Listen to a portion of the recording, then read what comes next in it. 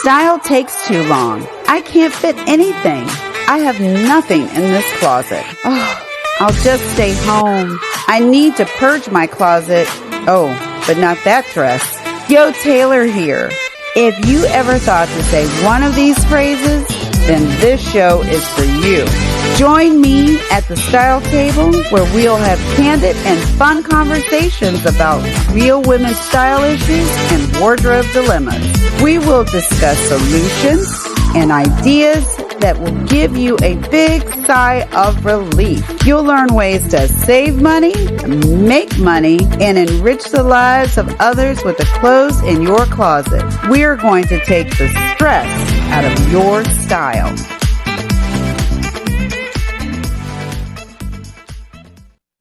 Hey everybody, it is Yo Taylor here at the Style Table, here with Dr. Erkeda. She is a board certified physician, podcaster, public speaker, and fashionista. We are going to talk about Dr. Style. In her podcast, which I had the pleasure of being a part of this week, she was talking about how medical students and residents should show up because only a fashionista can tell you how to do that correctly. Is that not correct? I guess. Hi there. Thank you for having me. So tell me a little bit about your practice and what your podcast is about in your books, please. Sure. So, I'm a bit of a little non traditional physician. I'm triple board certified in family medicine, lifestyle medicine, and diversity medicine. And I'm working in healthcare technology. I'm doing some telemedicine. And I also engage in public speaking and have a podcast. So, I love to chat. So, I'm excited to be on here. My podcast is geared towards prepping pre-medical students and medical students as they enter their journey through medicine, and I talk about how to get into school and all of that kind of boring stuff, but also about hot topics in medicine and things they should know. And recently, like was just mentioned, we just talked about how students should show up and be engaged as well as look professional during their rotations. Now what's interesting to me is lifestyle medicine. What can you tell me more about that? Yes, so it's something that we should be talking a lot more because, of course, we are a healthcare system of being kind of reactionary. We kind of tell you some things to do to stay healthy, but when you're not, we want to kind of give you some medications and all of those things. And medications definitely work. I'm not anti medicines, but there are a lot of things that you can do to prevent from needing medications, like getting adequate sleep, drinking enough water, doing enough exercise during the week, as well as eating a healthy diet. And there's tons of research on what to eat. And it's actually been shown that plant based diets can actually even sometimes reverse disease. So, people who have like heart failure or diabetes and things like that, when they change their diet, they actually go back to like normal numbers after a while. So, it's quite revolutionary. So, it's something I'm working on myself. I do love chicken and barbecues, but trying to, even if you can't do it all at once, like trying to incorporate more of it will definitely help you. So, do you think like physical activity along with diet can help expedite that? Yes, absolutely. So it's recommended to get about 150 minutes of exercise in a week. And a lot of people feel a little bit overwhelmed when you hear those numbers because they're like, I'm working, I have kids, like all of these different things. So they may not have time to do that. But if you think about it in small increments, that could be 15 minutes of jumping rope in the morning when you get up, or getting on a spin bike, or going for a walk, even, and then doing it again at night. So if you break it up into smaller increments, you may be able to accomplish that during the week.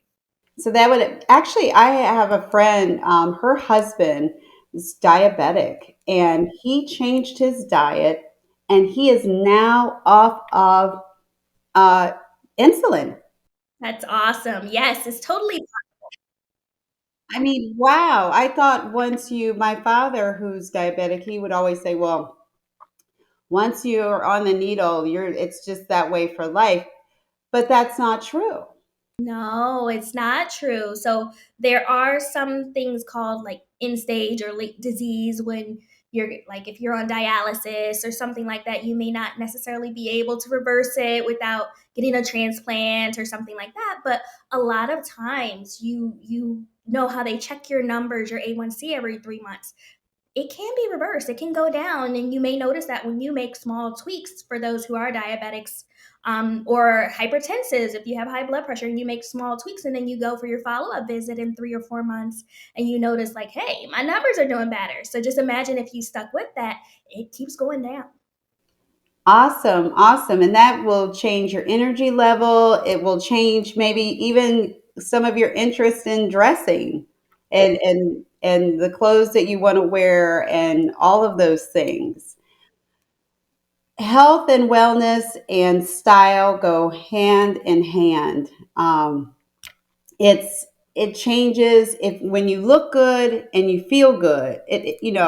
Both go hand in hand. I just can't stress that enough. And as far as when people talk to me as a wardrobe strategist, they go, "Well, what do you recommend?" Well, I'm like, I recommend that you talk to your doctor first because I never recommend diets, I never recommend surgeries, I never recommend anything except lower, if you need to get into that dress, don't eat so much sodium. Avoid sodium, foods that bloat, and and eliminate sugar at least for that week if you can, uh, so you can comfortably get in that dress. That's all that I recommend, and always walking. Walking is if you're physically able to. Walking is the safest thing that I can recommend. I totally agree that each person is different, so they need a personalized plan for what will work for them in terms of long term weight loss. And we want to avoid, of course, crash diets. But I agree with you. Like, if someone were to stop drinking juice or soda for a week or two, you might lose like 5 or 10 pounds. So we're very surprised, like, it's surprising about the things that can cause some excess fluid or weight gain, like you mentioned the sodium and the TV dinners and things like that. So trying to be a little more mindful of that and watching it around special events could help, but always definitely check with your doctor. Oh, please, please check with your doctor. Check with your doctor. Now, because you are a doctor, I want to ask you a question that just came to mind. So, I have a lot of friends who were using these body shapers, and I remember reading on Doctor BlackDoctor.org. They were talking about how sometimes those can basically crush your organs. Yeah. So I will confess that I have tried the little waist shapers and things like that, but they're not. They can smooth some things out, but they're not the best thing to use for long term use. Because even with consistent use, if you use it for a month or so, you may notice some flatter abs and things like that. But it's reconfiguring and kind of moving things in places where it shouldn't be. So like we mentioned with the other things, definitely check with your doctor. Some people do need certain devices and things to keep things in place for if they have like had a C-section or something and in their abs have come apart, or if they've had like a hysterectomy and things to help you actually heal and use medically, but they're not really intended for non-medical use. Okay, because sometimes I would hear them say things like, "Oh, I'm training my waist," and Mm-hmm. Kim Kardashian tried to make that very popular. So a lot of the Instagram models are waist training and things like that. But it's better to do it the natural way and diet and exercise and take it slow, because nothing that happens very quickly is gonna last forever, and it may cause some other problems. see that's the reason why when I'm working with women, I tell women, listen, let's start where you are physically because the weight loss needs to be slow and healthy and deliberate. And you want to celebrate if you decide that this is what you want to do, because I feel like women should celebrate where they are and love yourself where you are. But it should be slow and incremental. And so when I'm shopping for you, or you're keeping clothes or letting clothes go away, be realistic about the weight loss and your sizes, and just love yourself right from where you are. Absolutely. Yes, yes. There are lots of designers that make fabulous clothes at all sizes. Give yourself a break. Don't stress yourself out, especially when you're over 40. My goodness, it's not worth it. Take your time, do it healthy, and be slow and talk to your doctor. When we come back, we're going to talk to Dr. Erkeda about her fashion style and what her fashion is, what her advice for her students who are interviewing and residents, how they show up at the hospital. Hey, it's Yo Taylor back here at the Style Table with Dr. Erkeda. She is here. She's going to talk to us now about how she advises students, medical students, resident doctors, how to show up for their interviews and just when they're in the hospital. Thank you. I think that this is a very important conversation because, as you guys know, when you come in and you see your doctor for the first time, you want to kind of trust them and to not worry about them being wrinkled or having soiled clothes and things like that. It's a little different now during the pandemic because a lot of offices have their physicians wearing scrubs, but traditionally, and I think that we're moving back towards that, a lot of people in the offices and then the hospitals, when they're seeing you in places, are wearing business casual outfits. So that starts, of course, in the med school times where everyone's going to their rotations and things like that. So my advice for students who may be a little nervous is to definitely take into account how you appear, because you may be waking up early at 4 and 5 in the morning and not want to kind of get yourself together, but you're being evaluated on professionalism. And as we talked about earlier, when you look good, you feel good, you perform better. So it's okay to go in and just be fresh and kind of cool. We talked about on my podcast, The Perspective Doctor, a little bit about how, keeping it real, like students are on a budget. I'm on a budget.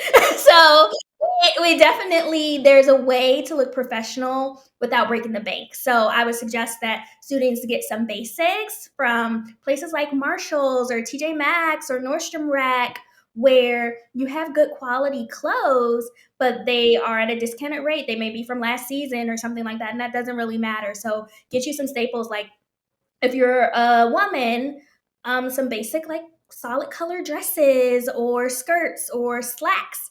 If you're a young man, some slacks, some shirts, some ties, and they have them all kind of in one place. So it's kind of like you can go through and kind of rip it, and they even have shoes and things there. Definitely figuring out ways to wear comfortable shoes because you're going to be doing a lot of walking and going to get different files and talking to all the patients. So you might not want to walk around in like 4-inch heels. Although there is a new heel company that I've been using recently where they craft the heels to use, like, and they make them in Italy and all of that. So they're very comfortable.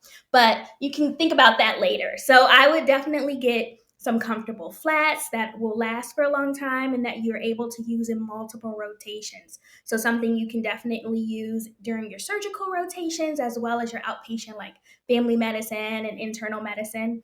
A lot of doctors and nurses swear by clogs because you can kind of stand in them a long time, and they look good when you wear them with slacks or scrubs.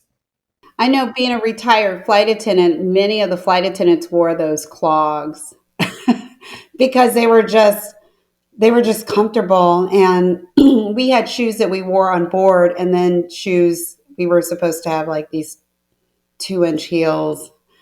um, how crazy was that? But we had to wear 2-inch heels, and then on the plane, we could wear our lower heels, the clogs, but a lot of flight attendants wore those clogs. So, and there's lots of designs. I see a lot of nurses with, you can get creative and show some of your creativity in those.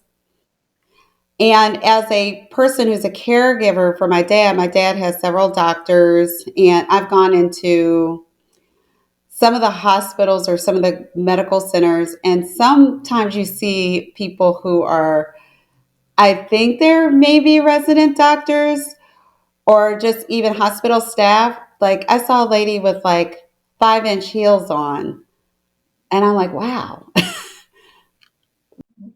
I think that there is a place for professionalism because you want your patients to feel like they can connect with you, they can talk to you, they're like you're like me and all of those kinds of things. So there's definitely a place where you should be wearing 5-inch heels and all of those kinds of things. You definitely want to come, and I totally get it. You spend the majority of your time at work more than you do with your family and your friends. So like we said, you look good, you feel good. So you might have wanted to wear those heels that day to clinic, but it's a balance. So figuring out that way where you're not coming off in a certain way, as well as you want the respect of your patients as well. I have a story. I didn't wear 5-inch heels in clinic when I was working in person, but I did have an inappropriate patient one time come to me and made some comments when I had a skirt on, and apparently there was an old man's club, and all of the friends were being told about me at the bar to change over to be for me to be their doctor. They were like, "Oh yeah, Doctor D, we're coming. She wears nice outfits to work," and I was like, "Oh, okay, maybe I should wear my sweater too." So you want to come off as professional and like you're not going to the club. Exactly. And for, do you feel like because you are a woman, a young woman in medicine, there's a level of respect that you want to get from your colleagues? Do you feel like female doctors, physicians, especially in their residencies, and do you feel like they have to show a little, uh, I don't know, be a more conservative to always, because you have to always prove yourself? I think medicine is a very interesting place because they are a little bit behind in terms of the rest of civilization. So it is a very conservative, white male dominated arena. So I know when I was in medical school and when I was going into interview for residency and things like that, like I have natural hair. Like I put on a straight wig because I didn't even want like my photographs and things in interviews to show that I was too ethnic and things like that. And I don't believe in that anymore. Absolutely. But we were coached on that by other more senior black people to say like be as conservative as you can be because you don't want to make them afraid. So I think that we are definitely moving forward in that realm, and a lot of my students are taking their residency pictures with their full froze and things, and I am rooting them on. And I definitely believe that you should showcase who you are and bring your full self to all spaces because you're the person who's going to be there every day, and you want to be somewhere where people are welcoming of you. Right. And frankly, I just, first off, I just want to say this to anybody who is a medical student, resident doctor, physician, nurses, whoever might be a medical professional. I have always appreciated doctors and people in the medical profession, but with COVID, I mean, you all are just amazing. I hope you stay. Thank you so much for taking care of us and being there when the rest of us were home and safe, and you had to leave your families and friends to come and care for us. Thank you. Thank you so much. And you're just appreciated. However you show up. even in 5-inch heels. Yeah. I appreciate that you came and was there to make sure that we had the best care at the sacrifice of your own family and friends to take care of. So I definitely want to finish on that note. But I'd like to thank you, Dr. Erkeda, for spending time with us and sharing all of your tips, health tips, fashion tips to help everybody be the best that they can be. Have a great day, everybody. Dr. Akita, tell us where we can find you. I really want to thank you for having me on the show. It was very lovely to talk with you. I can be found on Instagram at Doctor, the letter D, Graham, Gram, Dr. D Graham, or on LinkedIn under my name, Erkeda Durowan. And then I have a website, www.drerkeda.com, where you can see all of my podcasts and interviews and tips, and then reach out to me if you would like any speaking engagements. Okay. And you guys know you can find me on LinkedIn, Instagram, at thestyletable.com, LinkedIn, Instagram, and Facebook. Please follow me on YouTube at the Style Table LLC. You can also see me every Thursday on our TV.networks, streaming on Fios, Fire TV, Apple, Roku, and Time Warner. Thanks, and everybody have a really great day. Style takes too long. I can't fit anything. I have nothing in this closet. Oh, I'll just stay home. I need to purge my closet. Oh, but not that dress. Yo, Taylor here. If you ever thought to say one of these phrases, then this show is for you. Join me at the Style Table, where we'll have candid and fun conversations about real women's style issues and wardrobe dilemmas. We will discuss solutions and ideas that will give you a big sigh of relief. You'll learn ways to save money, make money, and enrich the lives of others with the clothes in your closet. We're going to take the stress out of your style.